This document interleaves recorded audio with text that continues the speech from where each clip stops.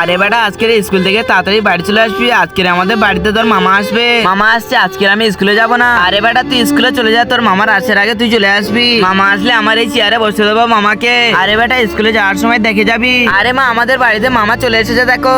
আরে ছোটু আজকে তুই স্কুলে যাসনি? মামা আজকে তুমি আমাদের বাড়িতে আসছো আর আমি কিভাবে স্কুলে যাব?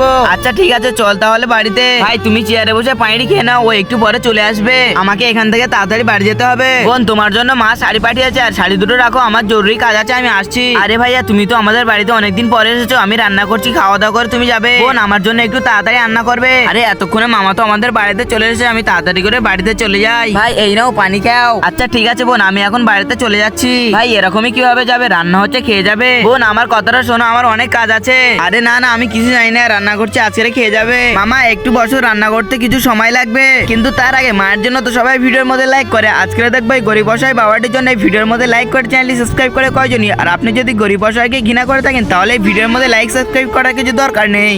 মামা এই দেখো আমি স্কুল থেকে চলে এসেছি। আরে মামা আমাদের দুজনকে কি দেখছো? 500 1000 টাকা দিয়ে দাও, আর দিয়ে তুমি বাড়িতে চলে যাও। আরে বোনের বাড়িতে এসে ভিখারি হয়ে বাড়িতে যেতে হচ্ছে।